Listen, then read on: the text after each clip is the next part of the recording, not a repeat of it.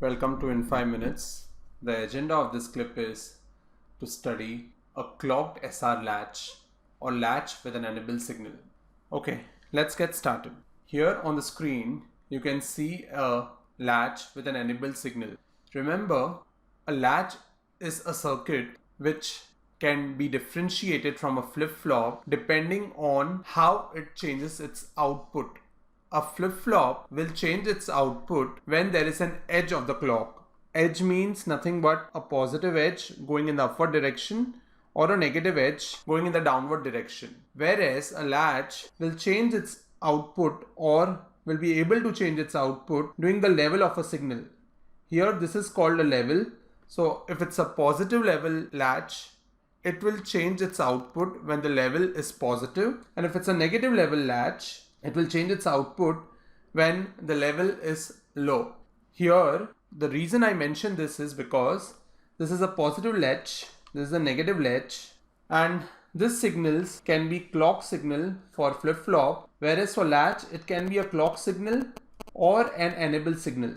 So in simple words, what I have done is, if you see the diagram, this is nothing but a NAND based SR latch, which we have already seen in the lower classes and also in the previous clip. And I've added an additional circuitry before it such that my enable signal comes in the picture.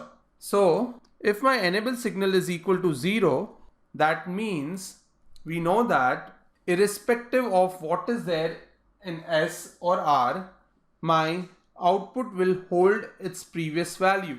So we see that there is no effect in the output when enable signal is equal to 0, and this is nothing but what I meant, that it will change its output only if enable signal has a high level or a clock signal has a high level.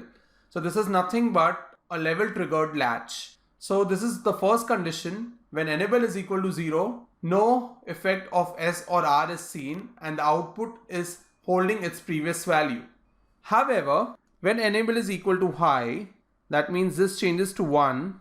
Then if S and R take different values like 0, 0, 0, 1, 1, 0 and 1, 1, we see that the outputs are produced at this respective nodes, and these outputs are going to our NAND based SR latch, and we have already seen the truth table for the same in the previous clip. So here I have just mentioned the truth table.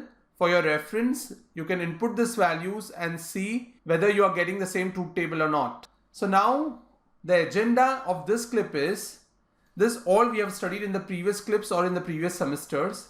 What we need to understand is how to draw a static Cmos circuit for a latch with an enable signal.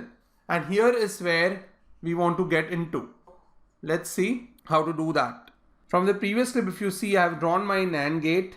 This is my NAND 1, let's say. This is my NAND 2. This is my NAND 3 and this is my NAND 4.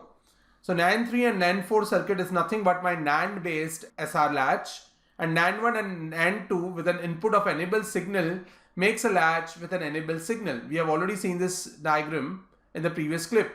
Now this is nothing but my NAND symbol, and we know that in NAND the expression is nothing but y equal to AB the whole bar, and we hide the bar, and whatever is below the bar is nothing but my pull down. In this case, pull down is A and B, and pull up is going to be exactly parallel to my pull down, and it will comprise of the PMOS transistors, so A parallel to B. So this is nothing but my NAND circuit implementation in static CMOS style. So what we need to do is just translate this diagram into the static CMOS style by replacing all the NAND gates with the NAND transistor level diagram which is present here, and we are through. So let's quickly do that. So if you see NAND 1, it has input S and E. So let's draw a NAND 1 first. Exactly same like we have drawn the general NAND here. So let's draw all these NANDs. This is NAND 1, which has its input S and E, and the parallels are also being shown.